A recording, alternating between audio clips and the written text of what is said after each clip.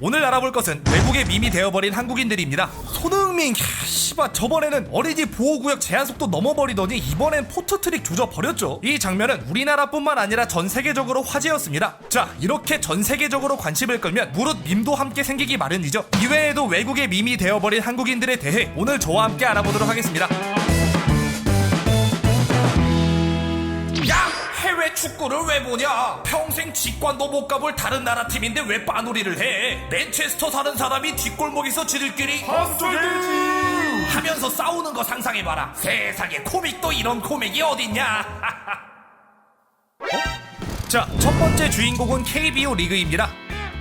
최근 코로나 사태로 전 세계 대부분의 경기가 막 중단되기도 하고 그랬잖아요. 이는 MLB도 마찬가지였습니다. 때문에 외국의 야빠들은 전전긍긍하며 손톱만 깨물고 있던 와중 한국은 비교적 빨리 극복하여 무관중으로 KBO 리그를 개최했고, 이에 ESPN은 냅다 중계권을 구입하여 130개국의 KBO 리그를 쏴버렸습니다. 뜬금없이 전 세계가 대한민국의 리그를 생중계로다가 지켜보게 된 것이죠. 그 신고식부터 화려했습니다. 개막전이었던 키움 히어로즈와 기아 타이거즈의 경기가 진행되는 와중에 바로 옆 건물에서 화재가 나는 바람에 경기가 중단되었으니까요. 어쨌건 저쨌건 리그는 계속 이어졌고, 날이 갈수록 KBO 리그의 인기는 상승 기류를 탑니다. 그중 밈으로까지 취급받은 건 일종의 세레머니인 배트플립, 일명 빠던. MLB에서의 빠던은 도발처럼 받아들여져 벤치 클리어링이 일어나기도 하지만 KBO에서의 빠던은 세레머니처럼 선수마다 각자의 스타일로 빠따를 날려버리기 때문에 이를 본 외국인들은 열광했고, 후에는 이를 따라하는 사람까지 생겼을 정도입니다. 덕분에 그 인기를 그대로 견인하며 해외 사이트에서 KBO 중계가 이뤄지고 순식간에 팬문화가 형성되었습니다. 세상에는 두 종류의 사람이 있다. NC 다이노스의 팬과 그 이외의 아무튼 인간 이하의 쓰레기들. 삼성은 내 TV, 냉장고, 식기세척기, 건조기를 만들고 이제 내가 응원할 팀도 만들었지. 아니 삼성 루저 새끼들아, 내가 일어나고 월 20달러씩 내면서 너희들 핸드폰 쓰는 것 같아? 이 와중에 NC 다이노스 팀은 정말 뜻밖의 인기를 얻기도 했는데요. 미국 남부의 노스캐롤라이나주, 일명 NC, 인구수는 1000만이 넘지만 지역 기반의 메이저리그 팀이 없는 주입니다. 근데 NC 다이노스? 벌써 반갑죠? 그리고 노스캐롤라이나는 공룡 화석이 많이 발견되는 곳입니다. 근데 NC 다이노스? 세상에. 덕분에 수많은 노스캐롤라이나인들이 NC 다이노스를 응원했고, 노스캐롤라이나의 마이너리그 팀인 더럼불스는 공식 트위터에 자 주목! 누구 응원할지 결정했다. 이제 이 계정은 NC 다이노스 팬 계정이다 라며 쐐기를 박아버렸죠. 누가 알았겠습니까? 이 말이 진짜가 될 줄은. 그리고 이때를 놓치지 않고 평소 너도 취급을 받던 K-POP 팬들은 칵칵 우리는 K-POP 듣는다고 찐따 취급하더니 지들은 새벽 1시에 일어나서 한국 야구 보고 있죠 라고 일침 박았네요. 파트 1의 마지막이 K-팝으로 끝났으니 밈이 된 K-팝 스타도 한번 봅시다. 두유노 클럽의 원년 멤버, 최초의 대한민국 월드스타. 자, 두 번째 주인공은 싸이입니다.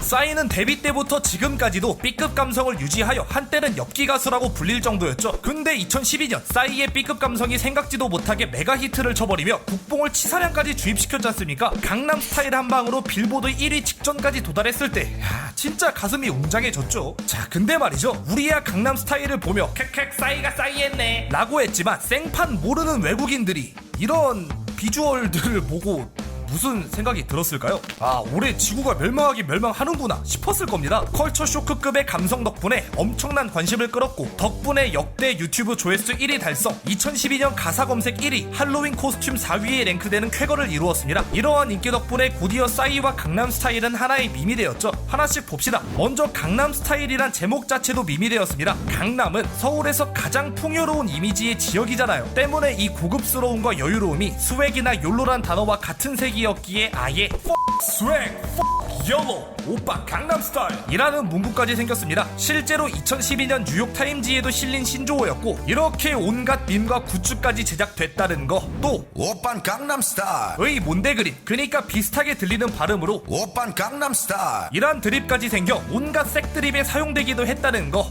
자, 이렇게 제목뿐만 아니라 춤도 밈이 되었는데요. 사실 강남스타일은 가사도 재밌고 노래도 좋지만 그럼에도 이 노래의 시그네처는 말춤이잖아요. 춤이잖아요. 따라하긴 쉬운데 흥은 졸라리 나고 또 동작도 재밌고 해서 인기를 엄청나게 끌었습니다. 롤의 챔피언 트위스티드 페이트의 춤이 강남 스타일인 건 다들 아실 거고 빅뱅 이론의 쉘든을 포함하여 많은 셀럽들이 이 춤을 추었습니다. 이건 요네가 중계가 시켜서 한 거 아니에요. 패러디 짤방도 신나게 나왔고 심지어는 논문에도 인용되었죠. 얼마나 많이 추고댕겼으면 이렇게 하지 말라는 표지판까지 붙여놓은 걸까요? 자, 제목도 받고 춤도 봤으니 남은 건 뭐겠습니까? 당연히 5년간 유튜브 조회수 1위의 자리를 지켰던 뮤직비디오겠죠. 태풍씬, 사우나씬, 관광버스씬, 폭발씬, 물안경씬, 화장실씬, 요가씬 등 거의 모든 장면이 밈으로 쓰였죠. 특히 이 요가씬은 라던가 와 같이 여러 방면으로 패러디되었습니다. 근데 강남 스타일은 이렇게 춤, 노래, 뮤비에만 국한된 것이 아니라 유튜브 조회수도 하나의 이슈로 받아들여졌습니다. 말했다시피 5년간 조회수 1위에 랭크되었던 영상이니까요. 때문에 이 조회수에 얽힌 일화도 존재합니다. 보세요. 강남 스타일은 2012년에 나온 곡이죠. 2012년 어땠습니까? 마야 달력이 12년 12월 21일까지밖에 없다는 것을 근거로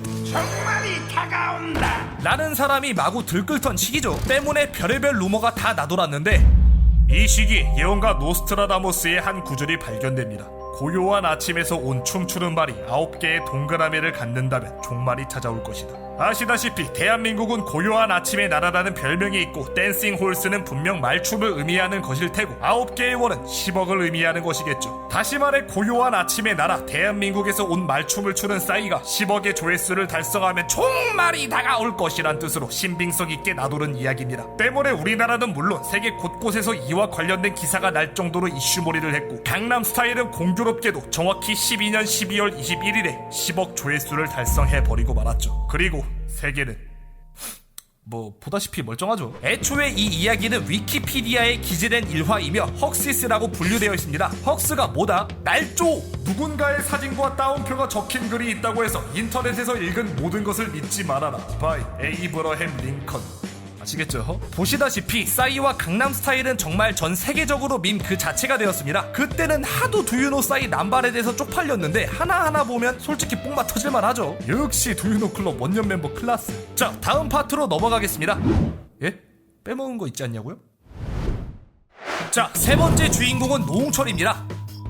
빼먹을 리가 없죠. 원래 강남 스타일 파트에서 가치적으로 했지만 일부러 따로 떼어놓은 겁니다. 한번 보자고요. 이 저질 댄스 씬도 킬링 포인트로 뽑히며 노홍철은 엘리베이터 가이라는 별명을 얻게 되었습니다. 저질 댄스가 솔직히 우리도 처음 봤을 때 경악을 금치 못했었죠. 그 일본 한복판에서 추고 막 우리도 고난의 적응기를 거쳐 간신히 익숙해진 춤인데 외국인들은 어땠겠어요? 아마 종말을 진짜 확신했겠죠. 노홍철 또한 당시 컬트적인 인기를 얻어 레딧에서 진행한 싸이의 Q&A 시간에 엘리베이터 씬에서 몇 테이크나 찍었나요? 라는 질문이 도착했고 이에 대해 싸이는 사실 그거 애드립이었습니다 라고 답했죠. 추가로 그 춤은 그가 6년 동안 추었던 매우 인기 있는 더러운 춤이다 라고 밝히기도 했습니다. 이후 노홍철은 무한도전을 통해 사실 억지로 했다고 이야기했지만 이렇게 여러 방면으로 패러디되며 많은 인기를 구가한 것을 보면 역시 인생사 세웅지마죠. 게다가 수트 입은 엘리베이터 가이 라는 이름으로 노홍철의 수트 사진도 함께 퍼졌고 준내 섹시하다는 댓글이 달리며 무한도전 대표 미남의 자존심을 지켜냈습니다. 자, 근데 이 얘기가 전부면 파트를 굳이 따로 나누지도 않았죠. 역시 빌보드 2위의 남자 그 짬바 어디 안 가는지 이번에는 BTS 뮤비에 등장합니다. 무려 빌보드 핫백에 1위를 따낸 다이너마이트의 뮤비에 노홍철의 제스처가 오마주된 것이죠. 우리나라에선 커뮤니티 전역에 퍼지기도 했고 무도 공식 채널에서도 해당 편의 제목을 수정할 정도로 인기를 얻었지만 사실 외국에선 K-POP 관련 사이트 이외에는 잘 모르는 듯합니다. 오히려 손을 비비는 게 코로나 시대에 손을 잘 씻자는 제스처인 줄 알았다고들 하네요. 아수. 그래도 몇몇 컨텐츠를 통해 알려지기도 하고 이 사람이 예전에 그 엘리베이터 가이라는 내용도 있고 하니 언젠가는 더 알려지지 않을까요? 아, 여담이지만 젠틀맨 뮤비에서 등장한 이 불장난 댄스는 외국인들에게 충격 대충격을 선사해 주었습니다. 저는 물론 미국인들의 권리를 지지합니다. 미국인들이 아닥할 권리를 말이죠. 그 영예롭다는 아카데미 시상식에서 금장 내겠다고 아주 수상 목록으로 킹무이키를 아름답게 수놓은 인물. 자, 네 번째 주인공은 봉준호입니다.